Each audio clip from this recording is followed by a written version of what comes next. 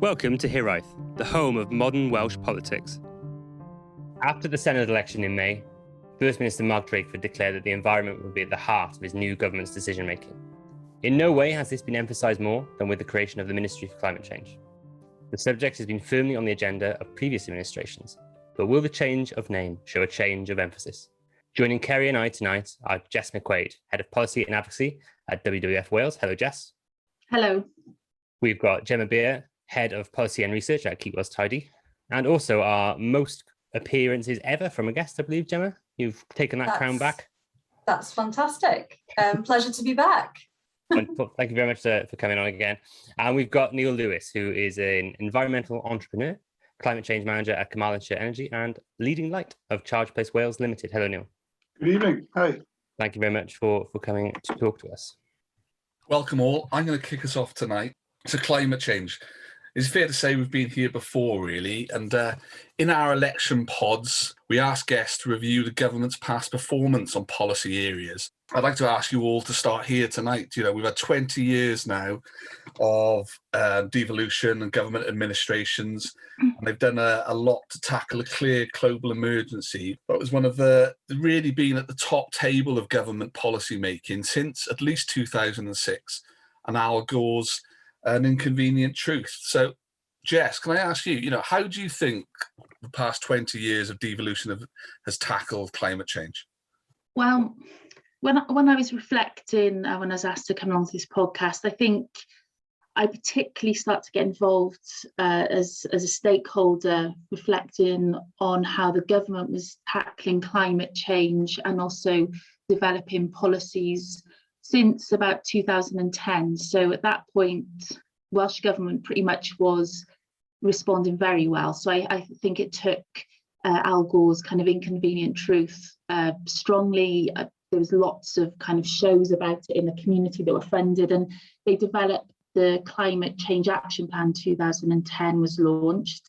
That was really strong kind of plan with sectorial emissions kind of accounted for emission reduction that's needed with actions allocated to each sector, and there was a really strong governance system supporting that. So they set up the Climate Change Commission for Wales, which was experts from across all sectors, high emitting industries, third sector academics, young people were represented, the Tyndall Centre.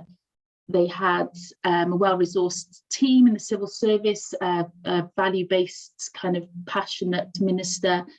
And as a consequence, they set some of the highest ambitions in the world, I think, at the time, to reduce emissions in Wales by 40% by 2020 on all Welsh emissions on the baseline of 1990, and then a 3% annual kind of Welsh-specific emissions. So that was a route map to tackling climate change over decades, which was fantastic. That was a really excellent grounding set of action from the government. And backed up by that, you had annual reporting, a Welsh progress report from the UK Climate Change Commission, and regular meetings with the Climate Change Commission for Wales, kind of assessing that, and then going to the National Assembly for Wales to present on what the government had been doing. And then we had, after quite a lot of campaigning from NGOs and also pushed by the Climate Change Commission for Wales, legislation for climate change, statutory climate change targets were set in Wales for the Environment Act in 2016, which put on the legal footing carbon budgets, targets, action plans, etc. So we were doing really, really well in terms of the governance structure for this, a government that was taking it very seriously. And I think we can reflect on why kind of by 2020, the UK CCC's progress report identified that emissions hadn't fallen sufficiently in Wales. In fact, they'd only fallen by 31% since 1990, bearing in mind that we'd set a target for 40%, and that change was largely due to efficiency. The savings that we had, or the reductions that we had, was largely due to efficiency in energy generation and business sector heating. And also the first 2 years of the first carbon budget period, 20% fall was almost due entirely to reductions in the power sector, namely Aberthaw closing. So I let others come in and discuss some of their reflections. So there's a bit of a problem that's happened between that kind of high ambition that we set and where we see each other now, where we are now in Wales. Yeah, set in that context for you. Neil, you've worked in this area for the past decade or more. Jess has just run through. What are your reflections on how government have delivered? I came into it in 2008. I was working in a different profession and 3 young kids, and I was worried about what I was hearing about climate change. And as Jess mentioned, there was a very dynamic environment minister in charge back then, and I was inspired to think that we could change much more rapidly and much more effectively than we actually have. I think Welsh Government ambitions have been laudable. I fear they have been hamstrung by the Westminster Government with their usual doublespeak on climate change. One area that's been very frustrating in Wales for me, obviously I'm not Cardiff-centric, is the lack of engagement by local authorities. As far as I can see, in Carmarthenshire, and I have worked quite extensively across Wales, that the county councils and the local governments have been missing in action on climate change. And even since a lot of them have declared climate emergencies, nothing seems to have changed really. I think there's a default position in most Welsh local governments to go carry on with business as usual. So I think there's a big challenge. I mean, I'm really encouraged with the forming of the climate change minister and deputy minister. I think they are the right people for the job.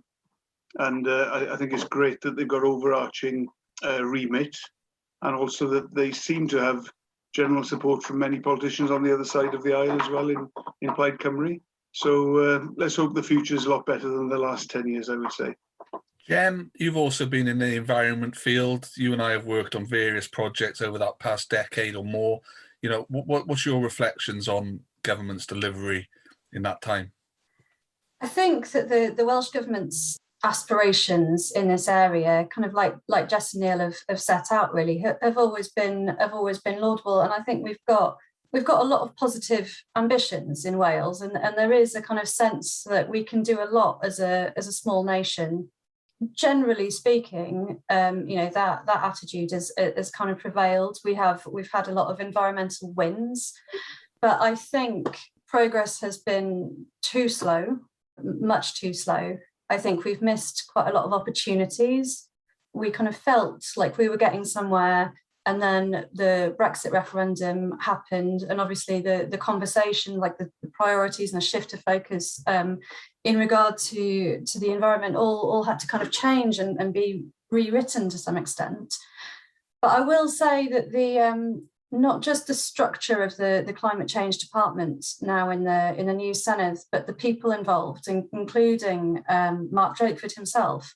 I think what we've got for the first time are actual environmentalists in that portfolio with genuinely credible environmental credentials. And I think that is potentially what's going to make all the difference. A lot of the time, a lot of countries fall down in terms of climate change policies, in terms of the political structures that they've got, or the political will, or there's just something more sexier and vote winning happening elsewhere, basically. So I'm cautiously optimistic that with the new structure and the people involved, that does signal a change. And I also, Neil alluded to the kind of the nature crises and the climate change crises that the Welsh Government and certain local authorities have declared. You are increasingly starting to see those words of urgent and crisis being used politically across all of the parties. And I'm hoping that just that kind of shift in language over the past kind of couple of years is going to speed up progress. So I think pretty much everyone's in agreement that the right people are in the portfolio, but let's talk a bit about the portfolio itself. Jess, do you think there's too much in that portfolio? Do you think there's too many ministerial responsibilities contained within it? Or do you think that it's the right thing that we've ended that siloing that we had before of policy? Good question. What's too much for 2 ministers? I think it's great that it's integrated. So integration, and some people are calling it the super ministry, which includes housing and transport, which are some of the sectors where Wales has devolved competence to take action on. So what we've had in the past is, and previous First Ministers, Carwyn Jones, talking about the lack of ability of Wales to do much in this area because we haven't got devolved competence over the energy sector and also some of the high emitting industries, which was deeply frustrating for people working in the sector because we knew there was so much more that could be done in the building sector, in the transport sector, in agriculture. With this portfolio, what we're really interested in at the moment in WWF and environmental conservation organisations is that relationship with not just buildings and transport, but also land. So we see how we use land is going to be critical for reducing emissions, tackling the climate crisis, but also that nature crisis that we're facing too, so the loss of biodiversity. So that portfolio primarily sits, the actions and the programmes to tackle land use primarily sit with the Rural Ministry with Leslie Griffiths. So how that is going to interplay for us is going to be critical to the success of this government. The new agricultural bill and payment to farmers, and also how we use land for nature restoration. So where we where we plant that kind of national forest for Wales, how we increase peat bog restoration, etc. So from our perspective, that relationship still, even if you incorporate building and transport and parts of the environment in that climate ministry, the relationship is still going to be core and integration with the rural land use sector, then also critically the wider environment.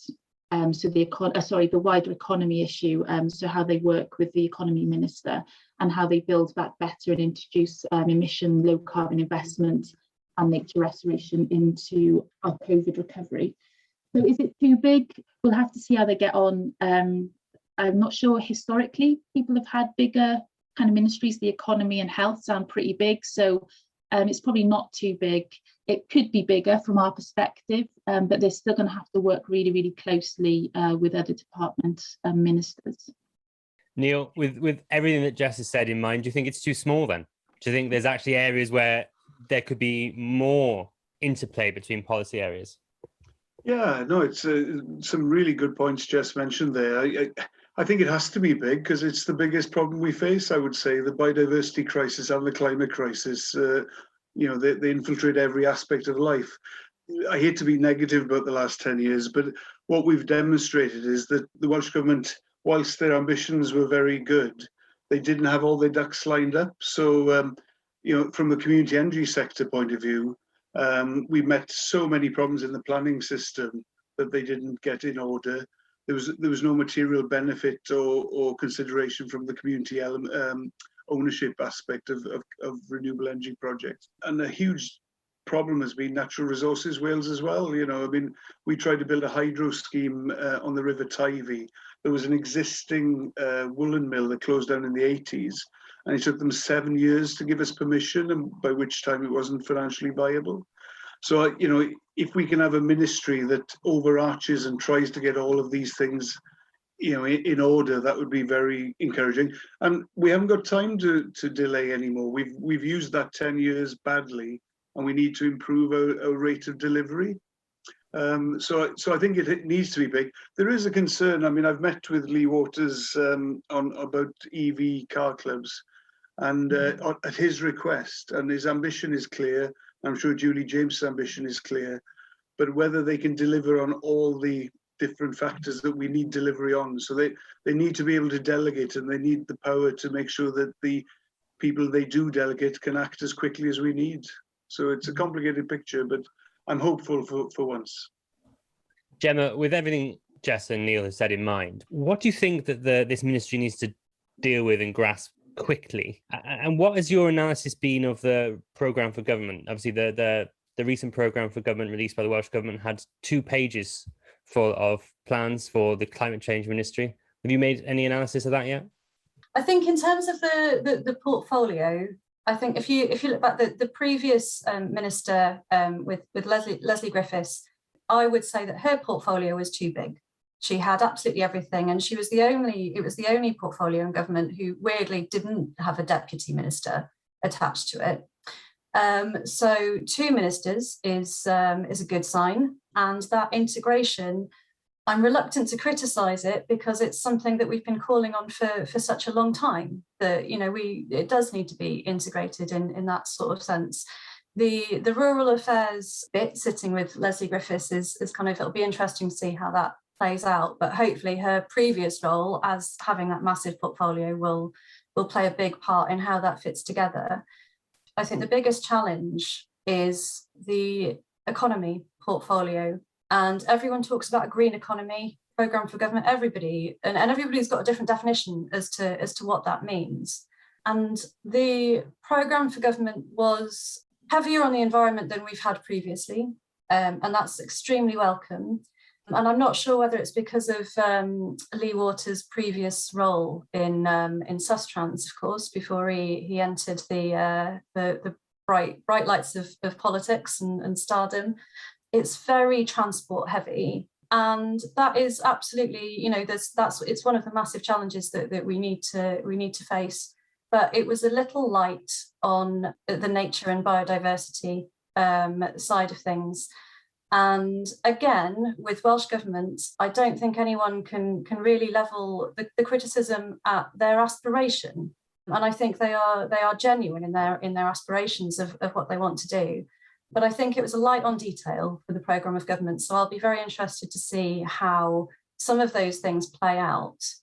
And there's a few things that I think we just need to get on with. I think one of the worst things about living in Wales, everything else I absolutely love, but there is this phenomenon of death by consultation. I've just finished I think it's the 4th consultation on a deposit return scheme in 5 years. And I'm sick to death. Everybody wants one. It's publicly popular. They committed, the UK government and the Welsh government and the Scottish government committed to it 3 years ago. There's a lot of stalling and a lot of delaying on a lot of these environmental policies. And I think when it comes to climate change, we need to see it a little bit more like the COVID pandemic. We need to kind of say this is a crisis, and we are going to push forward. We weren't consulted on the furlough scheme. We shouldn't be consulted on some of these things that we know that we need to do. There are questions, of course, some are more complex than others, but when it comes to banning some unnecessary plastics from the market, just do it. I don't even want a consultation about it. Just do it. It needs to happen. When it comes to increasing the electric charging network, for example, we know that needs to happen. Fast forward it, do it, invest in it. Because the other major thing, and even though there has been quite a lot of announcements over the past kind of week or so about investment in these things, so they are putting their money where their mouth is, there is still a huge gap in terms of financing all of this. We need additional financial mechanisms in order to deal with this crisis. We can't do it on government funding alone. So we're going to need to be innovative. And that, for me, was some of the missing parts from the programme of government. But again, I don't want to criticise too much because this is what we've been asking for quite a long time. It's moving in the right direction. Jess, Yeah. What was your analysis of the programme for government? Very similar. It was wonderful to see within the headline introduction from the First Minister, the climate and nature crisis kind of written at the top of the programme for government, trying to analyse then the actions, programmes, investments supporting that. Lots and lots and lots on transport, very, very heavy on transport, as you might expect, but probably then at the cost of other areas where you'd expect to see a lot of detail. So energy efficiency, for example, is something that Wales has been talking about in detail since 2015, like WWF Cymru, IWA, Assembly committees have done multiple strong evidence-based stakeholder engagement in the building sector and how we need to improve the energy efficiency of homes to tackle the building sector and reduce emissions. But also it's seen as one of these win-wins, whereas if you tackle this area, you create jobs, local supply chains, so the money kind of stays in the area. So it is potentially one of those areas around the foundation economy, so the localisation of the economy in Wales. It can also tackle many health issues. If you improve the energy efficiency, you reduce the damp, which helps kind of people with chronic health issues. I try not to get frustrated and angry, but I was just, I'm like, maybe I've missed something, I don't know, but I looked at the energy efficiency line, and I think it just said something like, we're going to do it. And I was like, okay, what are you going to do? By when? How much are you going to invest? How many homes are you going to do? You know, you've got the evidence base for this. We've got the precedent set with our bed. What on earth's going on with that? I have no idea. Someone help, perhaps. So that was a bit frustrating. As a conservation organisation, we really want to see much more around nature-based solutions to climate change. So that hasn't got as much coverage or understanding across the board. It's not just in Wales, but nature-based solutions for climate essentially harness the power of nature to reduce greenhouse gas emissions and also help us to adapt to the impacts of climate change. And again, they're one of those win-win solutions that also will help us restore and protect ecosystems to address not only the biodiversity crisis, but a lot of society's challenges and promote human well-being.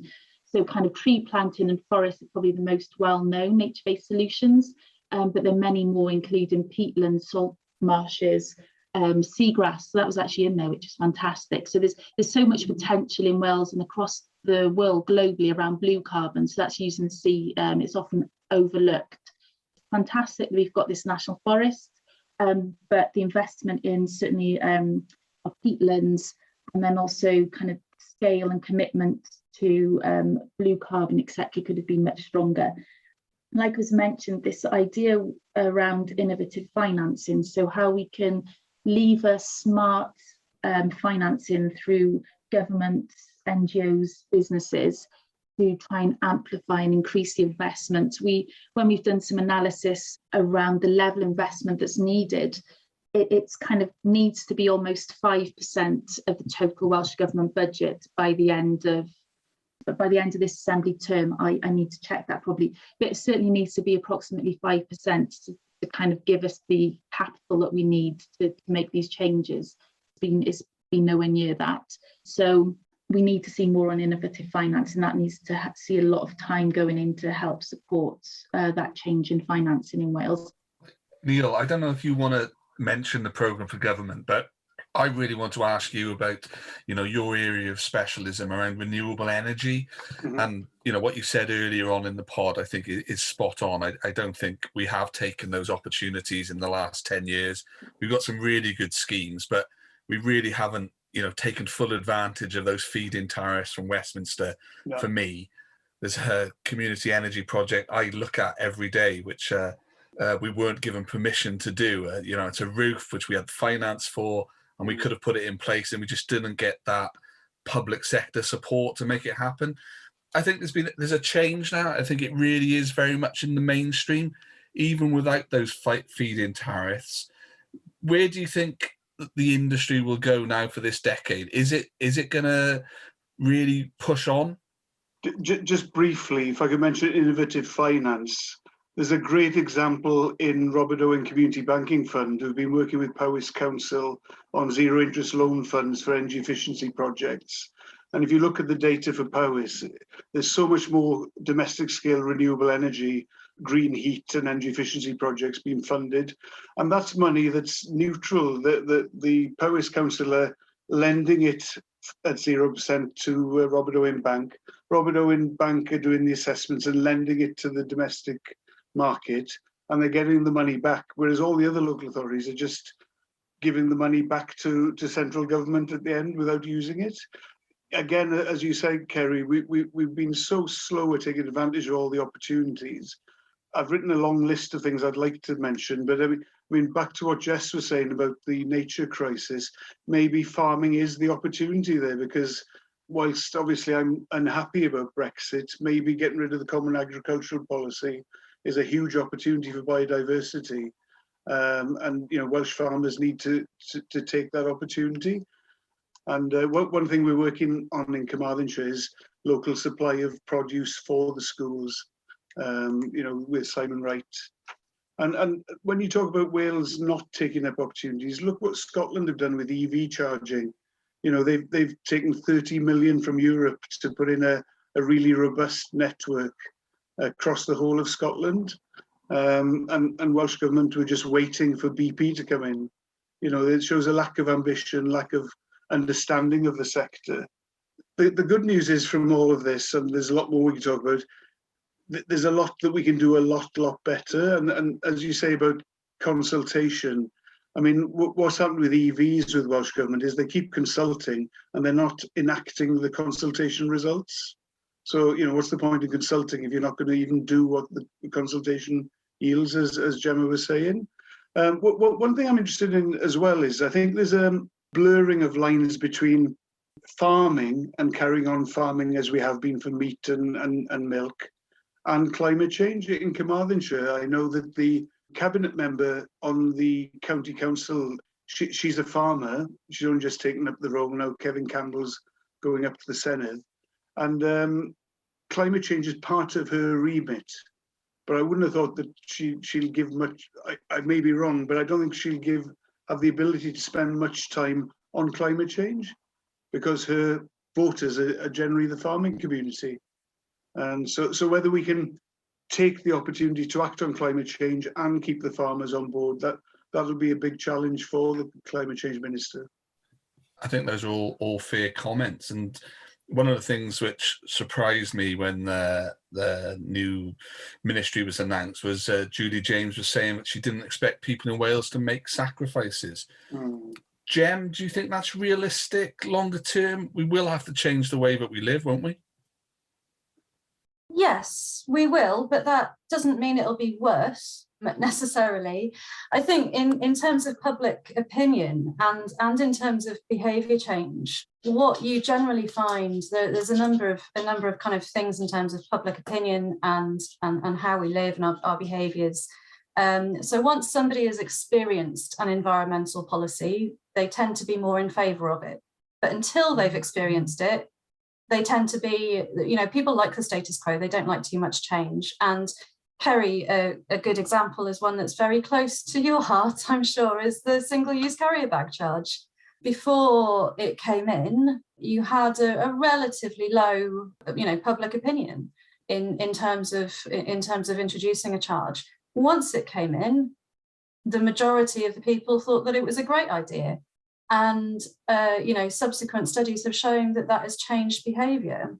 I think one of the biggest challenges in terms of climate change funding and investment and public opinion necessarily is people tend to be more warmer to investment when something is actually happening, as opposed to prevention and mitigation. So if you ask the public, do you want to spend lots on climate change adaptation and mitigation, flood risk mitigation, for example, they're a bit lukewarm about it. But once you have a national, you know, a big flooding emergency, and you say, do you want to give these people help in terms of, you know, helping them get back into their homes and you know, repairing the damage, it's overwhelmingly positive. So I think that, and this is another kind of behavioural principle, that climate change is problematic in that it's an abstract concept until it's real. Similarly, possibly to what Neil was saying about the change that's needed for farming, we need to make climate change and everything that is in that very real for people. We need to make that a very real story. And then I think the change will come. But that you have to create opportunities for people which are convenient and easy. And you don't need to tell them that it's for climate change. You don't, you know, people don't necessarily need to understand the reasons. You just need to facilitate a culture and you know, modes of transport, modes of working, economic opportunities and skills and training that are environmental and green and going towards a better future, and not invest in the opposite. And by that, you create a culture by default. It's not about necessarily giving up things, unless you're talking about, you know, your plastic stirrers or coffee cups or, you know, like silly things like that. You can make all of these changes and have a better life And that's where it comes down to making those personal stories and having that personal impact. And I think that the third sector does that very well. And I think that the government can take some lessons as to how to do that and how to translate that into some of these lengthy and frequent consultations that they keep putting on us. They need the story behind it. That's quite an environmental bubble perspective in many ways. I mean, if you're telling someone they're going to have to sacrifice their car and access from one end of Cardiff across to the other, that will feel like a sacrifice to that person, I'm sure. What I wanted to just pick up on was, for many people, especially young people, it's not a sacrifice. It's not an issue of sacrifice. It's actually an issue of survival.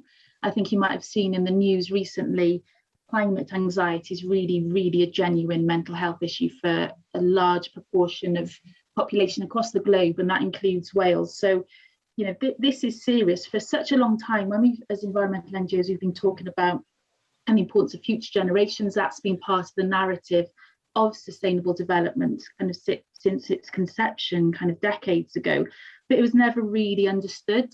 But now we're actually seeing the generation that is going to be impacted is going to take up the climate impacts of the changing weather systems, and the consequences of that on every part of their life is going to be a reality, you know. So whereas for us it was about policy decisions and how we kind of work with government, fairly theoretical, for the kind of young people it's actually going to be their reality. And I think that's almost the shift I think that we're seeing in this government, is that movement of young people really, really hard not to have to listen to that and not to be morally obliged to actually make climate change and nature crisis kind of really at the forefront of your policy making. It can no longer be a theoretical kind of shift in the finance, it's a reality. And I think picking up on what Gemma said is, how do we enable that shift in values that we might have already started seeing happening as a consequence of COVID? So that kind of consumption, consumerism, kind of this old way of living that our economic system is predicated on. COVID, for many people, not for all, of course, but for a lot of people, they've understood a different value, perhaps, of well-being, healthy family community, caring, nature, access to nature. And that kind of shift in values or understanding of perhaps what's really important, and also some of the shifts in behaviour change that you've seen around that. So eating kind of local businesses, kind of more locally produced food, kind of people using their car less, flying less, holidaying in the UK. Those behaviours are the behaviours that you needed to see shifting to enable us individually to contribute to emission reductions. So it's about how the government uses its system change now to make things citizen easy, so we don't necessarily go back to those behaviours which are high carbon. So that, and you've seen that with the kind of rapid investment in active travel across our cities and towns in Wales.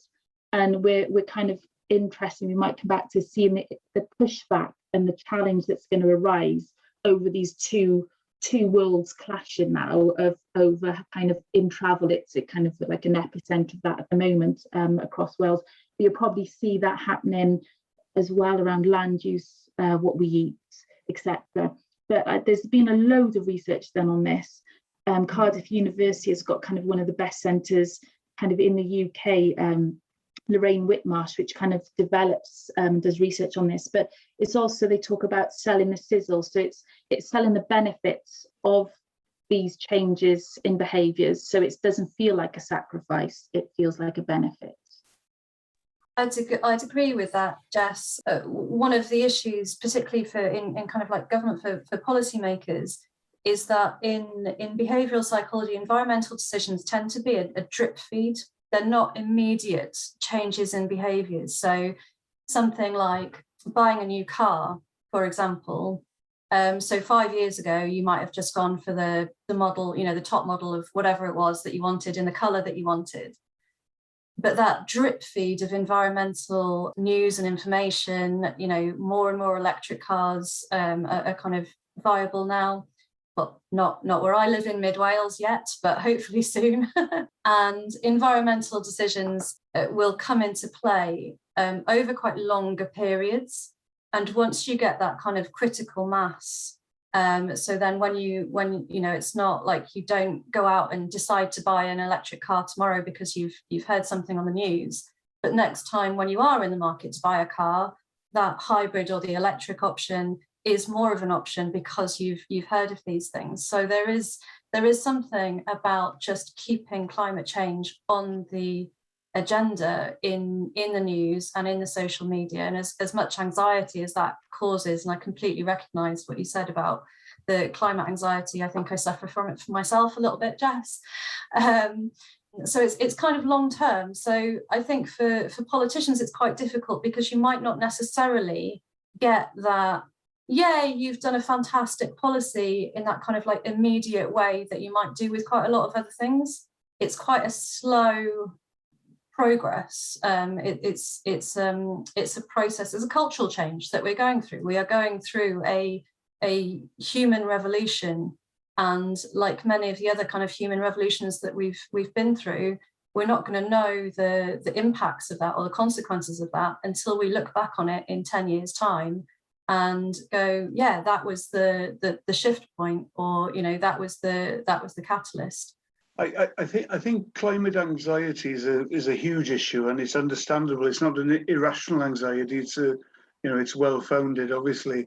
What we're trying to do at Ysgol Brodin Efor in Llandeilo is to offer the students a chance to do something about climate change. So that's where community energy comes in, and local supply and local growing, and nature enhancement and what have you. And I think that's when you talk about changes, Kerry. I think. As Gemma was saying, that people are reluctant to change on all sorts of things. But the reality is that most of these changes are really positive. I know that, again, as Jess saying, that's an environmentalist point of view. But you don't hear anyone who's driven an electric car criticising electric cars, really. Most people, once you've driven them, you think, oh, I get it, they're better. Yeah, that's easy. And, all my friends who are vegetarian or vegan, they never start going on about steak and having dairy milk in their tea anymore, because they're really happy with their lives without it. So once the change happens, and when I gave evidence at the Senedd to Russell George's Economy Skills Committee a while ago, I mentioned EV car clubs, and there was a Labour AM who I won't mention. She's normally a very nice lady. She is a nice lady. She says, well, that's never going to happen. That's a change of mentality on 5 different levels. And now its main government policy or aspiration is to have EV car clubs all over Wales, and that's what Community Energy Wales is working on. And that's changed over 3 or 4 years, really. So I think, I don't know if Jess and Gemma and Kerry, you were at this event, but when they had the school strike for the climate march in Cardiff on that very sunny day, when I went along, subconsciously I was thinking, I wonder if I'll have to speak, to offer my ideas and views. They knew more about it than I do. They were so well informed. The speakers they had were inspiring me, not me inspiring them. And we've got to give rein for these people, these young people, to take over, because that assembly member who thought that shared ownership of electric vehicles will never happen is out of her time now. Unless she changes, she's going to be left behind, and we need leaders and change makers who understand the current urgency, not people who are stuck in the old ways, really. And what we're finding in Carmarthenshire, and I am very critical of Carmarthenshire Council, they've got a so-called energy department who have done nothing in 10 years. As a community energy organisation, we're producing 3 times the electricity that they do. And we were volunteers with no money and no land, So Carmarthenshire Council should be doing a heck of a lot better than that. But what we're finding is the schools have got small PV installations, even brand new schools, and they're still really struggling with their electricity bills. And yet when we go to the council and say, let's put more solar panels, let's put batteries, let's develop a local supply model, let's tap into the wind turbine, they're really not interested. They just want us to go away. And the old mentality has to change urgently. and that's what I'm hoping, having the Ministry for Climate Change on board, we can maybe make things happen quicker. But how you change the local authorities into engage them into acting on a fast fashion? Because I mean, with Natural Resources Wales and the county councils, they literally, when you go and talk to them about climate change, they'll just talk about it, and they'll have meetings, and they'll never ever do anything about it. And we've got to change that. We've got to act within 6 months of getting the idea nowadays. That's the challenge we have.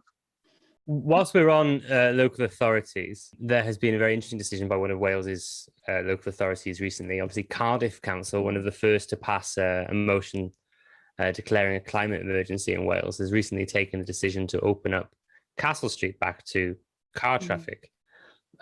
Jess, what was your analysis of that decision? How polarizing it is. You know, I'm a cyclist. I cycle that route every day. I used to every day to work and put my life at risk. I'm scared to say what I think because I might get challenged. But you know, I've been involved in Extinction Rebellion, an activist as well. But I do think there is value in doing something which is evidence-based and looking at in the short term, certainly looking at the impacts of that decision of closing on air pollution and traffic around the city. I do think it's the right decision to kind of maybe pause it for a little while and just review and look at the evidence and the consequences. Kind of what we don't want to have is unintended consequences of a decision which affects other people's health, other environmental issues like air pollution. So I personally, you know, from a personal perspective, I think it's the right decision just to reflect and review. It doesn't need to be a permanent decision. I think people are scared that it is, and it's signalling that the kind of the cities maybe given into car lobbies or whoever else. I'm not too sure. I've tended not to look at the British discussion on it. But I think, you know, let's not forget there's massive investment by that council, Cardiff Council, in active travel, in improving and trying to shift. And that's a significant shift, and it's going to take quite a while. So I think let's just look at the evidence. Let's keep moving rapidly in the right direction, but let's not kind of think that this signals the end of the kind of commitment to making travel more active and also reducing the air pollution in the city. Gemma, did you have anything else to say on that? I live in Brecon in Mid Wales, so I can only dream of these things called public transport and cycling routes and electric cars that you people speak of, which is an issue in itself. The rural nature of some of these kind of transport plans, they do tend to be quite either South Wales centric or North Wales centric. If I go down as far as Merthyr, I can get a train, or I can go over to Abergavenny and I could get up to the north, but it's not easy.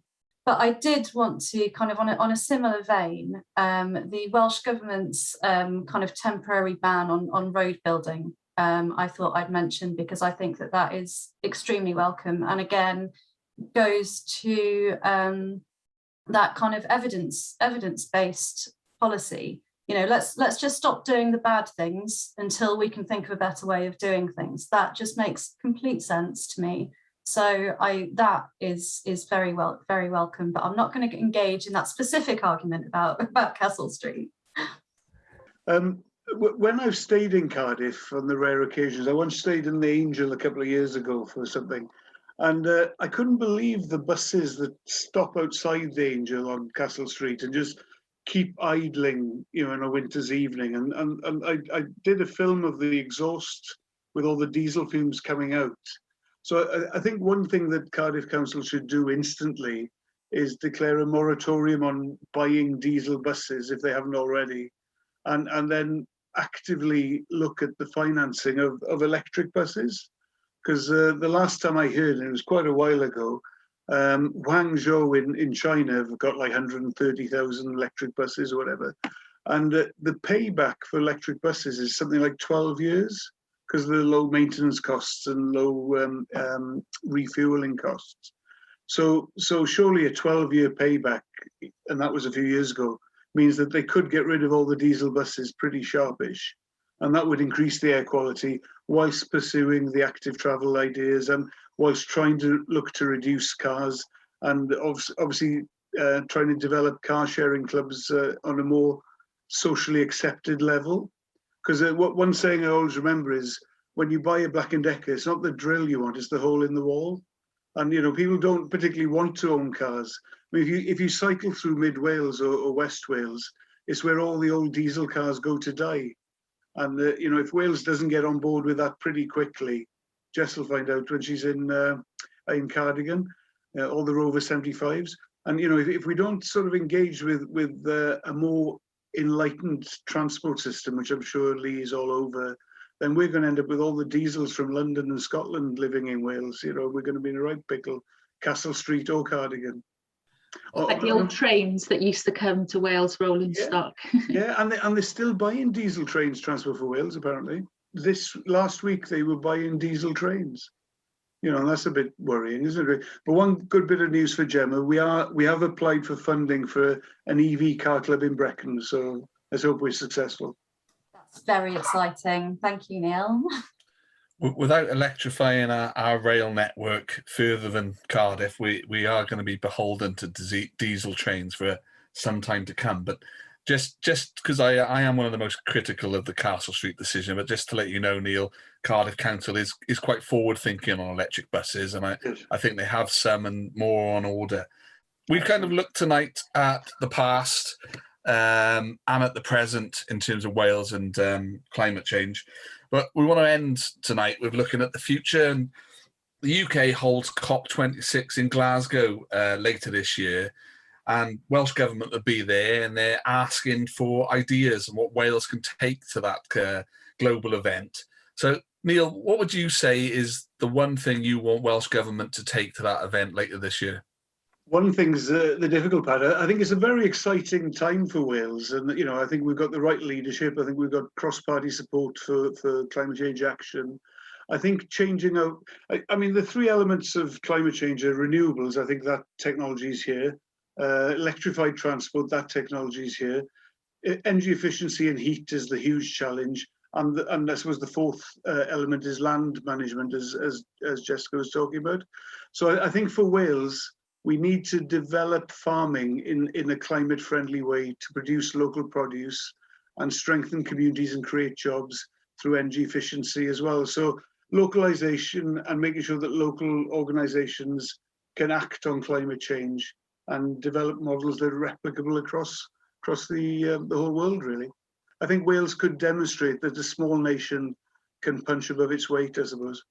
One thing that we haven't talked about is not just our direct emissions in Wales, in our Welsh borders, but also our emissions for consumption. So the impact that we have on kind of global emissions, which is a really critical element of tackling climate change that seems to have been forgotten. I mean, it was big kind of 10 years ago when we had the Climate Change Action Plan, but it seems to have dropped off a bit now. And going to an international platform, I think it's a real opportunity for Wales, seeking to be an outward-looking nation as well, to kind of commit to reducing its emissions and its impact of those emissions and consumptions abroad, particularly a report that we've just done, which is looking at how our consumption affects deforestation in kind of primary kind of forests across the globe, such as the Amazon. And there's some really, really interesting stats there, kind of how our agricultural commodities, such as cocoa, palm oil, etc., and then forest commodities, the land footprint overseas associated with their production and Wales's demand of these commodities. And just one of the stats from that is, so the greenhouse gas emissions associated with the conversion of natural ecosystems and changes in land cover for the production of Welsh imports of soy, cocoa, palm, natural rubber total 1.5 million tonnes of CO2 each year, which is equivalent to 22% of the greenhouse gas emissions from transport in Wales.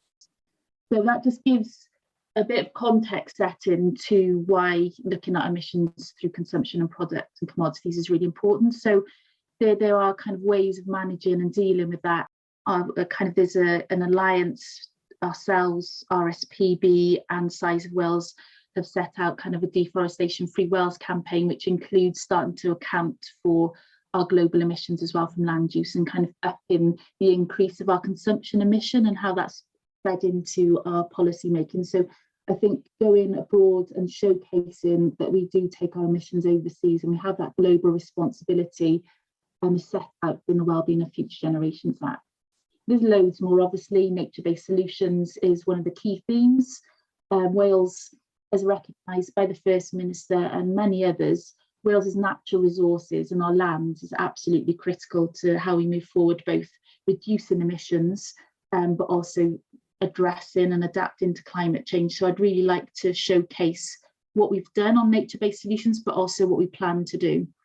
Of course, a lot of what you just mentioned there, that kind of offshoring and how we manage that, is all tied up in the Internal Market Act, which the pod's looked at in the past as well. So very complicated. Jem, can I ask you just to round up the pod, your thoughts on COP26? I think the first thing to say is that I'm really pleased that it's being held in Glasgow. I think Scotland is a really good example of a country which has kind of set very ambitious net zero emissions targets, and I think they're close to reaching their 100% renewable energy goal this year. It was 90% last year. They're doing really well, so I'm really pleased that Scotland is going to get showcased for that, and I hope that Wales can follow suit, of course. Collectively, in terms of the actual the pledges around COP26, internationally, all the current pledges are kind of lacking. And analysis says that countries need to collectively triple their efforts to cut carbon emissions. So I'm hoping for some radical action. But I also wanted to kind of talk a little bit about targets. Boris Johnson and the UK government is amazing at these, and I've noticed a pattern. Every 6 months they come up with new environmental targets, which are utterly ambitious, and they make the headlines and make the us bunny huggers happy, and they are utterly unrealistic because they don't come with a plan. They haven't engaged industry and or indeed anybody. And we're due another one. So just before COP26 is around about the time when he announces new environmental targets on something else to make everyone happy. Targets don't work unless they're statutory and they're enforceable. And they absolutely need to be realistic, and they come with a strategic action plan behind it with key deliverables and engagement. The Welsh Government has so far been really good at that. I'd like to see some more stick in terms of the targets, in terms of industry targets, in terms of transport, in terms of what local authorities have to do to meet those targets. And I think a really good example, obviously, is the household recycling targets. We're now second or third in the world since we made that statutory and threatened local authorities with heavy penalties if they didn't comply, depending on what statistics that you look at. And I think that if we could have that same very serious and enforceable approach to climate change targets across this new integrated super ministry, then I think we could make progress and we could make it really quickly. On that incredibly practical note, I want to thank everyone for coming to talk to us this evening. If people want to get a hold of you and talk to you a bit more about everything you've talked about tonight and everything else you do, where can they find you on Twitter, Jess? On Twitter, McQuaid Jess. I hope I'm not going to get spam now because I disagree because of the Cardiff statement. But yeah, welcome discussion as well. And I work for WWF Cymru, so yeah, get in touch that way as well. Wonderful, thank you very much. Neil? I'm at Low Carbon Lewis, and should be Zero Carbon Lewis these days, shouldn't it? But it was Low Carbon Lewis, it still is. And I'm at Neil at carmarthenshireenergy.org. Thanks. Thank you very much, Neil. Gemma? At Gemma Beer, Gemma with a J, B-E-R-E. Wonderful. Thank you very much. And if you've enjoyed what you've heard tonight on Here Life, please don't forget to find us on Medium at Here Life Blog Cymru, on Facebook at Here Life Blog Cymru, and on Twitter at Here Life Blog. Thank you for listening to Hiraeth. If you like what you heard, please don't forget to subscribe, rate and review.